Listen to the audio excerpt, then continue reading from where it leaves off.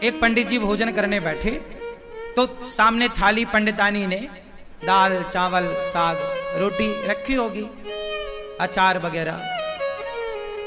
पंडित जी भोजन करने बैठे कि तभी कोई द्वार पे भिक्षुक आ गया। भिक्षाम देही, हे भैया मैं बड़ा भूखा हूं, कुछ भोजन मिल जाए। पंडित जी भोजन करने ही बैठे हैं, सामने थाली है और द्वार पे कोई भूखा आ गया। पंडित जी ने साथ सम्मान बुलाया, आओ आओ आओ भैया आओ।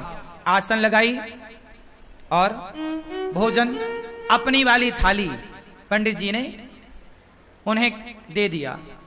और पंडितानी जी ने जो भोजन बनाया था वो जरा सा ही था, क्योंकि घर में कुछ था नहीं, जितना था उसने बनाया। थोड़ी सी दाल थी, आज दाल बनी, साग थी, चावल जो था भिक्षा में उससे मिला। ब्राह्मण थे, भिक्षा मांग कर लाते और जो मिलता खाते। तो आज उनका भोजन जरा कम था, पंडितानी के लिए जरा सा अंदर था। अब वो अतिथि आए और बैठे और वो पंडित जी की थाली में बैठ गए और वो बढ़िया खाए। पंडित जी अंदर गए, पंडितानी से कहा कि थोड़ा और दो रोटी। तो उसने बोला कि बस ये आखिरी 2 रोटी बची हैं। जब पंडितानी ने कहा कि आखिरी 2 रोटी बची हैं, तो वो जो बाहर बैठा खाने वाला अतिथि था उसने सुन लिया कि अब बस इनके पास 2 रोटी बची हैं। तो पंडित जी दोनों रोटी लेकर आए और कहा भैया प्रसाद पाओ, एक और दो रख दूं। उसने कहा नहीं नहीं अब नहीं चाहिए। वो भी समझदार कि अब बेचारे ये क्या खाएंगे, तो मना कर दिया। पंडित जी ने कहा ना, आप हमारे अतिथि हैं, आप पेट भर के खाओ। अच्छा बोले आपकी इच्छा है तो एक रख दो। तो 1 रोटी रख दी गई और 1 रोटी बची। अब वो अतिथि तो बढ़िया दाल चावल सब्जी रोटी खाकर 5 रोटी खाकर खुश था। पंडित जी की थाली में पंडितानी जी ने 4 रोटी रखी थी फर्स्ट में, 5 रोटी एक और मिल गई। 5 रोटी खा के उसका बढ़िया पेट भर गया, वो चला गया। अब दोनों पंडित पंडितानी बचे तो पूरे बर्तन लाके बाहर रखे और थाली लगाई 2। अब 2 थाली लगी हैं, पीछे की बची हुई जरा सी साग। अब आप जानते हैं दाल बची तो क्या बची होगी, जरा कटोरी आधी कटोरी। अब उसमें दोनों लोगों ने थाली अपनी पंडित पंडितानी ने तैयार करी और रोटी थी 1। तो आधी रोटी पंडित जी ने रखा, आधी रोटी पंडितानी जी ने रखी। और चावल जरा सा रहा होगा तो थोड़ा सा चावल आधा आधा उन्होंने रखा और उन्होंने प्रसाद पाया। अब ये सोचो कि आधी रोटी में क्या पेट भरता है। दिन भर से आदमी कुछ नहीं खाया, शाम को भी कुछ नहीं मिलना, एक ही बार खाना है और नाश्ता भी कुछ नहीं हुआ, आधी रोटी मिली। तो आधी रोटी शेयर सब्सक्राइब करें और कमेंट्स में राधे राधे लिखना ना भूलें। खाए। अब पंडित जी ने जैसे ही भोजन किया आधी रोटी का और जरा से चावल का और खा के ना उन्होंने हाथ धुले। तो उनके हाथ का जो धुलने का पानी था वो पहले के लोग ना आंगन में बाहर जाके हाथ धुलते थे, थाली में हाथ धुलने की परंपरा नहीं थी।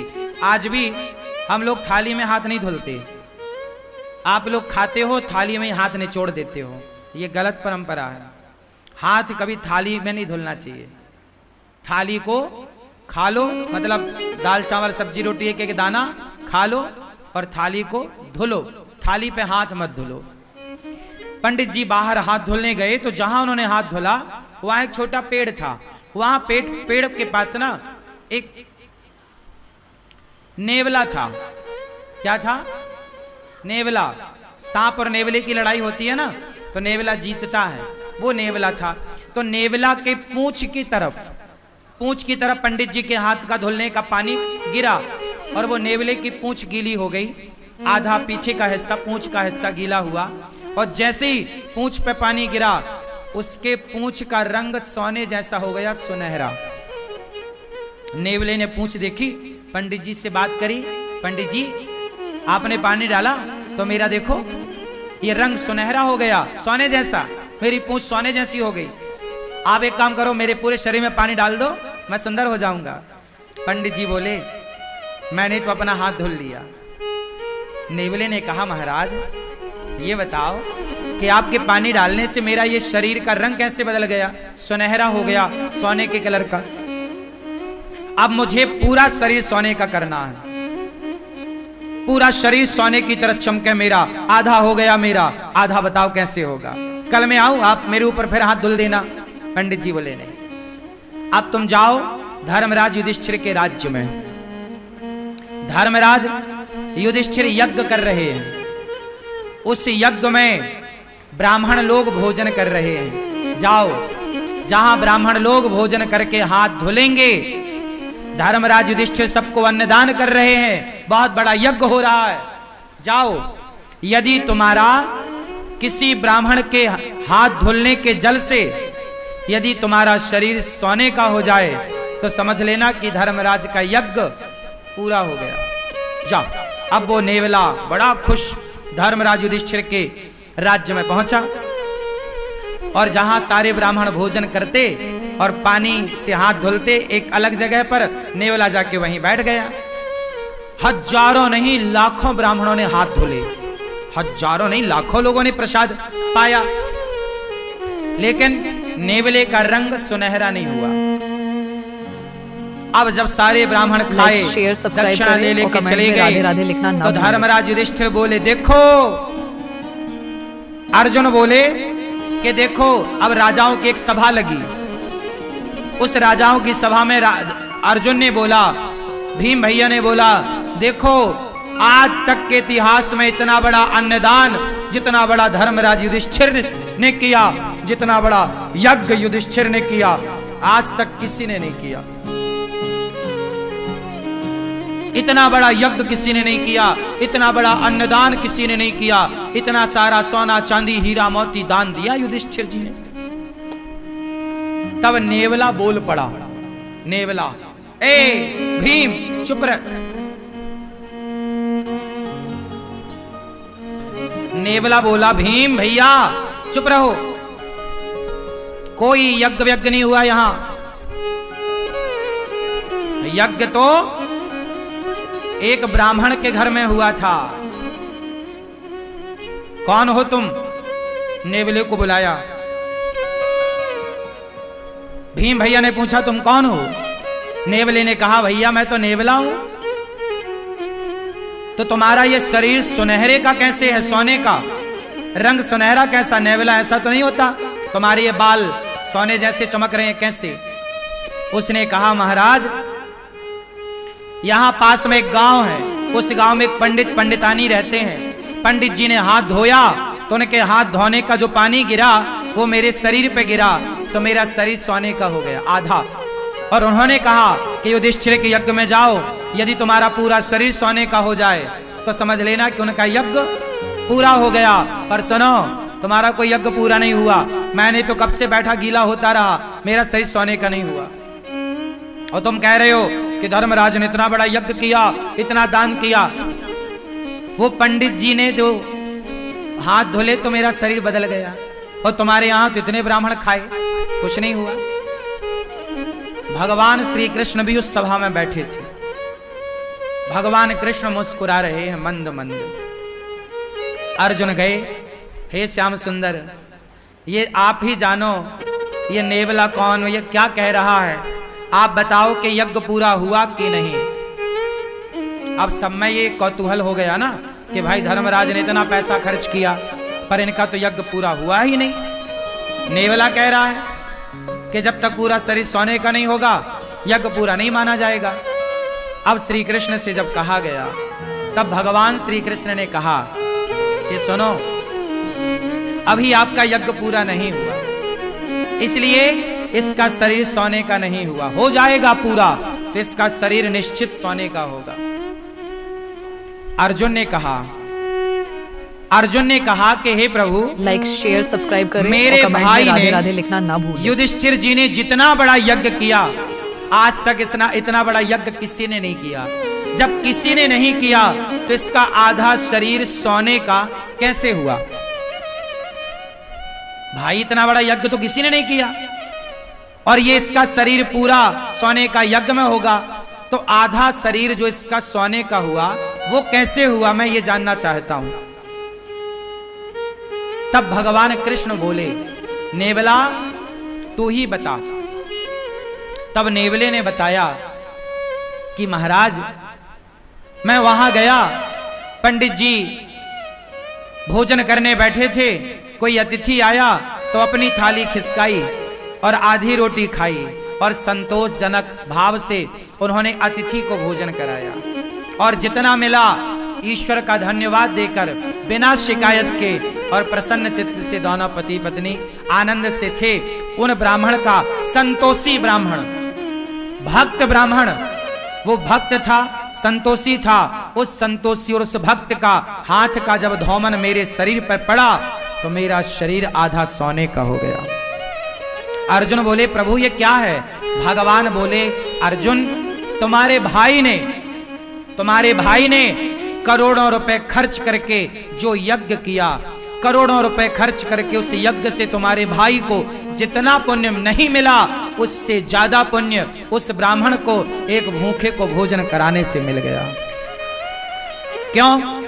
क्योंकि तुम्हारे पास तो करोड़ों हैं तो तुम करोड़ों खर्च कर रहे हो, पर ब्राह्मण के पास तो एक थाली भोजन ही था, 4-6 रोटियां ही थी, लेकिन उसने अपना संपूर्ण दान कर दिया, सर्वस्व दान कर दिया। उसकी तो सर्वस्व के नाम पर इतनी ही संपत्ति थी ना, थाली में भोजन। अर्जुन बोले अब ये बताओ इसका शरीर कैसे सोने का होगा? बोले आपके राज्य में कोई भूखा है, जाओ पहले खोज करो। खोज किया तो पता लगा कि जंगल में एक महात्मा भूखे बैठे हैं। धर्मराज का यज्ञ सब ब्राह्मण भोजन कर लिए, पर एक ने नहीं किया तो अभी यज्ञ पूरा नहीं हुआ। उस महात्मा को बुलाया गया, निवेदन किया गया और जब वो आए और उन्हें भोजन कराया गया और जब उन्होंने हाथ धुले तो उनके हाथ का धौमन इसके शरीर पे जाकर पड़ा तो इसका पूरा शरीर सोने का हो गया, एक सा हो गया, पीछे से आगे तक सुनहरा हो गया, पूरा इसके बाल बिल्कुल सोने की तरह चमकने लग गए।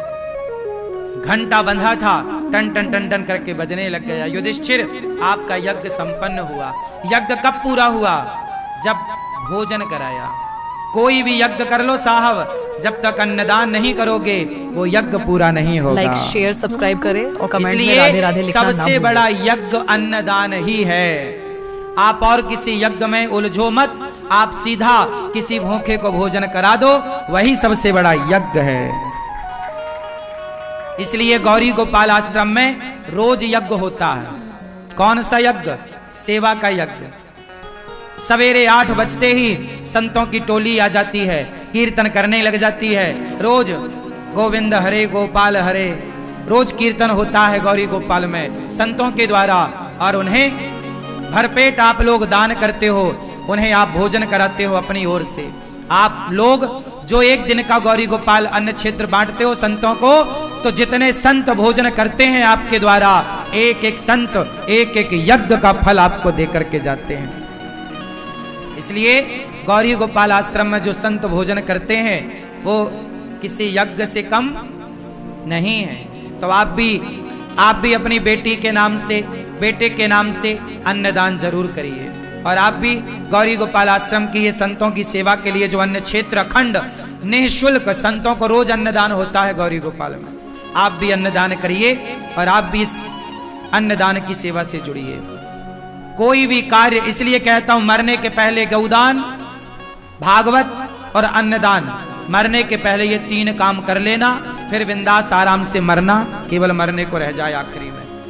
मरने के टाइम आदमी कुछ कर नहीं पाता, जीते जी कर लो अच्छे काम, मरने के टाइम कोई ध्यान नहीं रहता। सही है? उस जीवात्मा के नाम से, किसी व्यक्ति के नाम से कोई पुण्य का कार्य हो, आप अपनी माता के नाम से, पिता के नाम से, बच्चों की लंबी आयु के लिए आप अन्नदान करो। गौरी गोपाल आश्रम में अखंड रसोई चलती है, कोई भी आओ सबको पेट भर भोजन। यहाँ रोज हजारों लोग भोजन करते हैं, एक एक व्यक्ति के तृप्त होने से एक एक यज्ञ का फल प्राप्त होता है। अब भारतवासियों का भोजन सुधर जाए तो बीमारी आज ही समाप्त हो जाए। 100 में से 80 बीमारियां ही नहीं हैं। जिन्हें आप बीमारी कहते हैं एक्चुअली वो बीमारी नहीं है, वो आपके खान पान का संतुलन बिगड़ जाने का परिणाम है। क्या खाते हैं आप? कुछ भी खाते हैं, सिंपल खाने का हिसाब होना चाहिए, कितना खाना है, क्या खाना है। सबसे अच्छा होता है सुपाच्य भोजन। सुपाच्य क्या है? आप रोटी खाते हैं, माना कि एक बार में आप कितनी रोटी खा जाते हैं? कितनी खाते हैं? 3, 4, 5।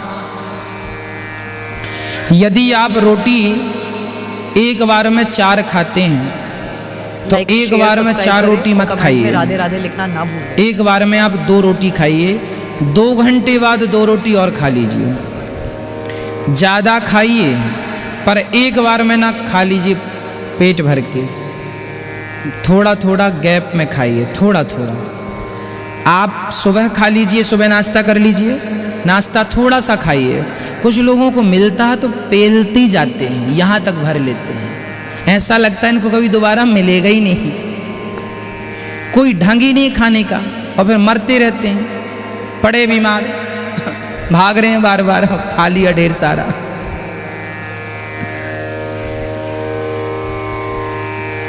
एक सज्जन थे, वो खाने के लिए निमंत्रण था, पड़ोस में निमंत्रण था, खाने चले गए। खिलाने वाला बड़ा मस्त था, उसने कहा खाओगे? खा जब लिया पूरा, तब उसने कहा सुनो, एक पूड़ी 100 रुपए की, खाओ, एक पूड़ी 100 रुपए दूंगा। अच्छा तो एक काम करो, 3 और रख दो, लाओ 300 रुपए। पूरा खा लिया, तब 3 पूड़ी और खा गया, 300 रुपए लिया।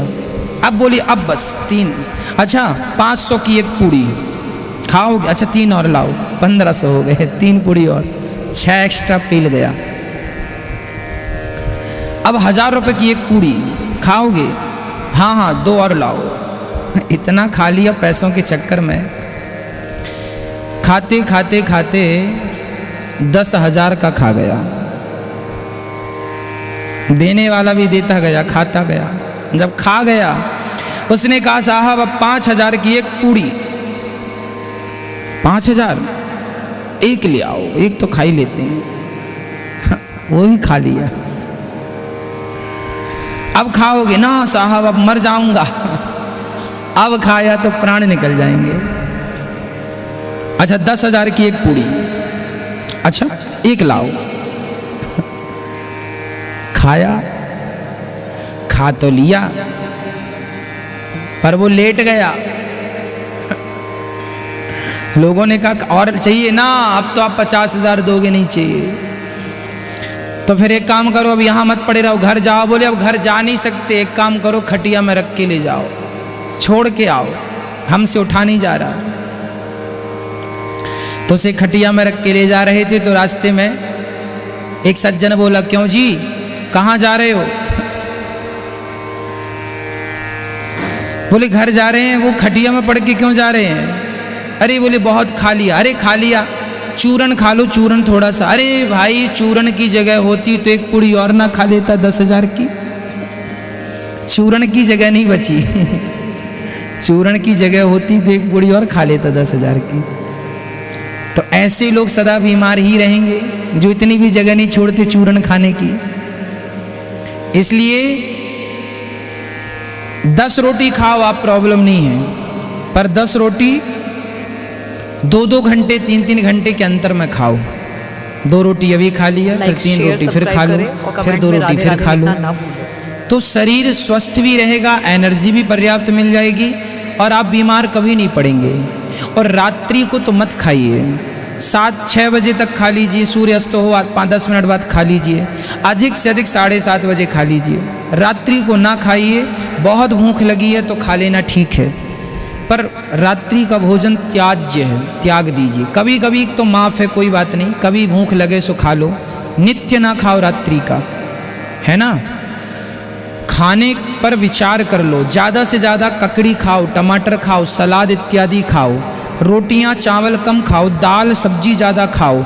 साग हमारे भारत में बनाने वाले लोग बनाते हैं, साग कैसी बनाई जाती है पता है? सब्जी बनाने हमारी माताओं को, बहुत सारी माताओं को, 100 में से 95 माताओं को सब्जी बनानी नहीं आती। फिर कैसे बनाते हैं? सब्जी ऐसे नहीं बनाती कि आपकी तरह बना दिए, अच्छा, खाने वालों का भी स्वाद बिगड़ जाएगा हमारे हिसाब से बनाओगे। जो जानकार लोग हैं ना, साइंस को समझने वाले लोग हैं ना, जो स्वास्थ्य को समझने वाले लोग हैं ना, वो बात जानते हो क्या कहते हैं? सब्जी ऐसी होनी चाहिए कि